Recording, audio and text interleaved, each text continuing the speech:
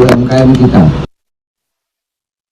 Oke, kita juga akan melibatkan partisipasi masyarakat ya. Kita akan mendengarkan suara dari masyarakat berkaitan dengan larangan impor pakaian bekas ini seperti apa. Nah, kita akan coba langsung tanyakan ke rekan kami di Pekanbaru Riau, ada Arifin. Arifin, suara dari masyarakat di sana seperti apa mengenai larangan impor ini?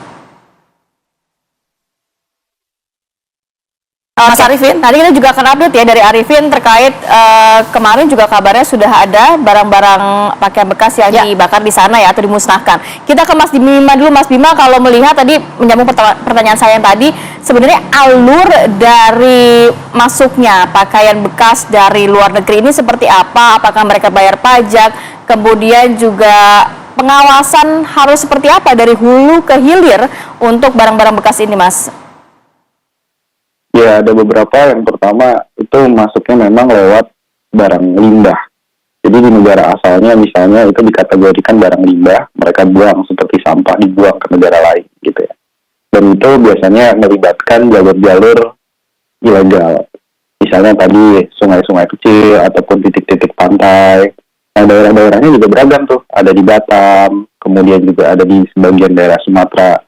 Ada juga yang lewat di perbatasan Kalimantan misalnya, perbatasan darat. Jadi banyak celah-celah yang tidak diawasi oleh bea cukai, dia bisa masuk ke sana. Yang kedua, nah ini repot nih. Yang repot ini adalah dia tercatat sebagai barang donasi.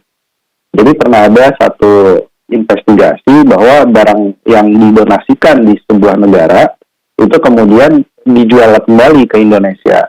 Nah ini juga bisa lewat pelabuhan yang resmi ataupun kemudian jalur-jalur yang tidak resmi. Dan yang ketiga, yang ini akan sangat sulit, ini adalah barang thrifting yang relatif mahal harganya. Misalnya baju yang harganya 5 juta ke atas, ini dibawa lewat just tip. Jadi seolah-olah barang bekas ini dijadikan sebagai pakaian yang lekat pada diri penumpang penerbangan misalnya. Jadi sulit sekali dideteksi di bandara-bandara apakah barang ini merupakan barang pembelian pakaian bekas misalnya di negara sebelum mereka datang atau negara asal. Tapi ini yang kemudian cenderung volumenya nggak terlalu besar, tapi nilai barangnya bisa jadi sangat mahal. Sepatu misalnya yang pre-love gitu ya, dari negara-negara seperti Amerika, Eropa, itu dijual kembali di Indonesia, dapat margin keuntungan, tapi begitu dibawa di bandara, seolah-olah ini adalah barang milik pribadi. Jadi ada 3 ini yang memang akan paling sulit yang lewat bandara. Oke, baik. Itu tadi jadi artinya perlu pengawasan juga ya untuk jalur-jalur yang apa istilahnya jalur tikus lah ya untuk proses jalur masuknya impor pakaian bekas ini. Terima kasih banyak Mas Bima. Saya mau ke Arifin dulu yang di Pekanbaru Riau. Tadi sempat terputus ya. Arifin, suara dari masyarakat di sana di Pekanbaru Riau terkait dengan larangan impor pakaian bekas ini seperti apa? Ya, untuk dari masyarakat sendiri memang kebanyakan tidak setuju adanya larangan impor. Namun kemarin Menteri Perdagangan melakukan ekspos dan pemusnahan barang bekas, sedikitnya ada 730 bal barang bekas yang dimusnahkan.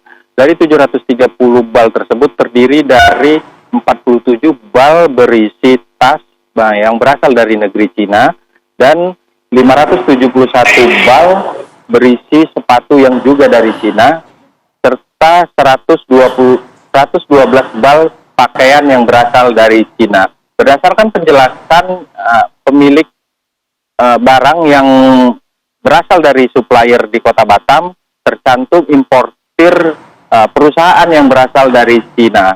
Untuk menindaklanjuti barang bekas tersebut, petugas melakukan pemusnahan dengan cara dibakar. Menteri Perdagangan sendiri mengakui Indonesia sebagai negara kepulauan sangat sulit untuk mengawasi barang-barang masuk dari negeri Cina atau barang bekas dari negeri tetangga.